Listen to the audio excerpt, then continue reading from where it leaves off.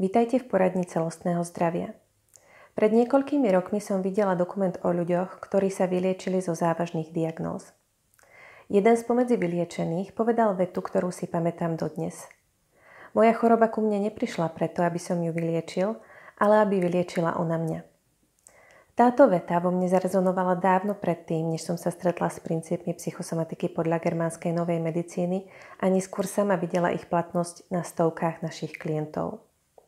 Germánska nová medicína nás učí, že choroba je zmysluplný osobitný biologický program prírody, vytvorený za účelom pomôcť nám prežiť a lepšie sa prispôsobiť externým podmienkam.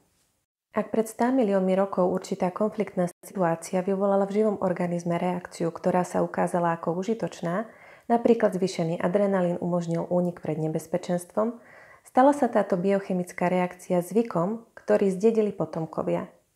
Ak sme teda nejakú udalosť dali do kontextu, ktorý nám spôsobil emocionálny konflikt, pamäť kolektívneho nevedomia nám príde na pomoc prostredníctvom zmysluplného osobitného biologického programu, to jest choroby, ktorý je kompatibilný a nápomocný pre daný typ emocionálneho konfliktu.